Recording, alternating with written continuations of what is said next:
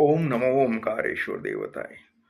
मंडळी, आपल्याकडे एक प्रश्न आलेला आहे. तो प्रश्न रमन यांनी विचारला आहे की त्यांचं एक प्रेम प्रकरण आहे.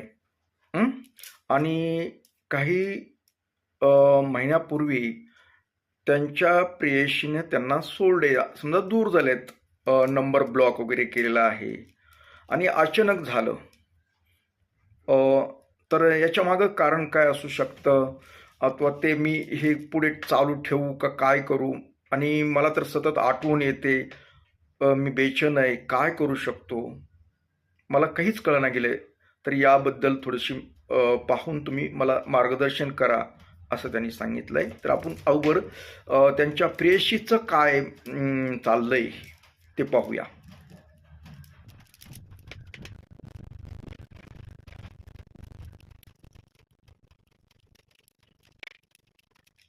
रमन, माझ्याकडून तुमच्यासाठी एक संदेश चांगला.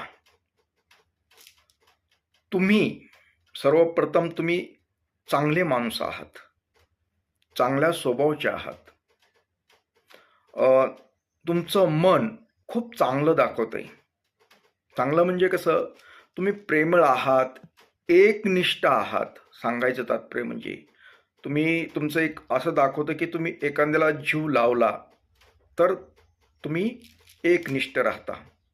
हा संकेत त्याच्यामध्ये येतोय, कारण तुम्ही असे धरसोड करणाऱ्यापैकी नाहीत.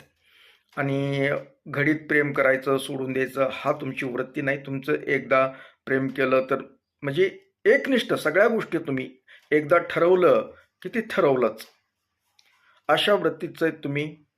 आणि सांगायचं तात्पर्य म्हणजे जी समोरची व्यक्ती, तुम्ही जिच्यावर प्रेम करत होता त्या व्यक्तीची जी ऊर्जा आहे, ती ऊर्जा असं दाखवते की ती व्यक्ती तुमच्या लायकीची नाही.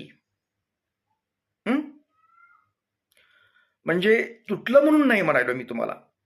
तर काय असतं, कधी कधी ईश्वर जे चांगले लोक असतात, निर्मळ मनाचे लोक असतात आणि श्रद्धाळू असतात समजा, तर अशा लोकांना देव मदत करतो.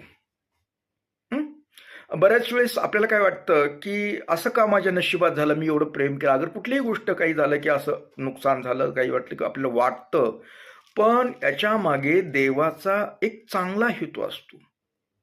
चांगला म्हणजे आता तुमच्या बाबतीत सांगायचं म्हणजे चांगला हेतू कोणता, की ही जी समोरची तुमची जी प्रेयशी म्हणताय तुम्ही, ती व्यक्ती तुमच्या